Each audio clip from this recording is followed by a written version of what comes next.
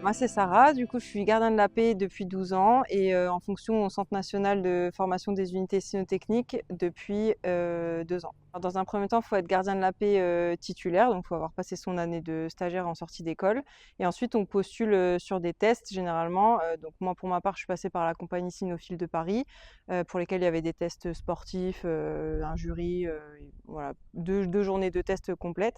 Si on est sélectionné, on intègre un vivier, donc ce qui veut dire qu'on va attendre qu'une place se libère en cyno pour pouvoir l'intégrer. Et ensuite, on est formé au sein du Centre national de formation pour 12 semaines pour acquérir la qualification de conducteur maître chien. Les chiens, en général, ils viennent soit de SPA, soit de particuliers qui s'en sortent plus avec leurs chiens et qui font appel à nous pour les tester et voir s'ils peuvent éventuellement intégrer nos rangs.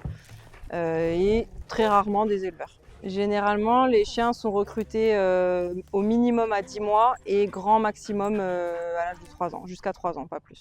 Alors chez nous en police, on va avoir différentes spécialités concernant les chiens. On va avoir les chiens de défense-intervention d'une part, qui eux vont être avec 2 maîtres chiens, 2 conducteurs tout au long de leur carrière. Et ensuite, on va avoir les chiens de recherche. Donc on a la recherche de personnes disparues, qu'on appelle les chiens de piste. On a les chiens de recherche en matière explosive, les chiens de recherche en matière stupéfiante et billets, et les chiens de recherche d'armes et munitions. Pour la petite anecdote, du coup, on avait un chien de chez nous qui était en formation pour être en défense-intervention, donc ce qu'on appelle les chiens de patrouille, qui devait être réformé parce que justement, il n'avait pas ce côté un peu méchant, un peu agressif dont on avait besoin pour cette spécialité. Il avait été testé pour la recherche et le test ce jour-là n'avait pas été concluant, donc le chien devait être réformé. Et il était parti en famille, il avait trouvé adoptant, il a mordu en famille, il était revenu chez nous le temps qu'on trouve une autre solution pour le placer. Et il y a un jour, par hasard, on a refait un test. Il y a un moniteur de chez nous qui est passé par là et qui l'a vu très possessif sur son objet, donc tout ce qu'on appelle nous les boudins.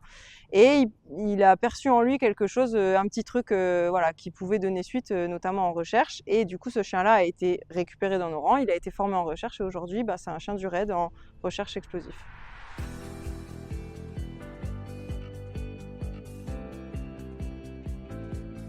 Là, je vais vous présenter le local du matériel homme assistant.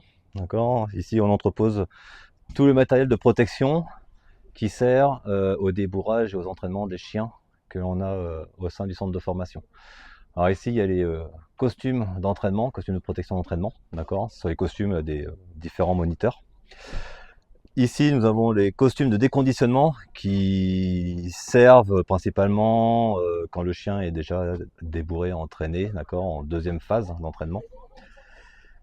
Différents artifices,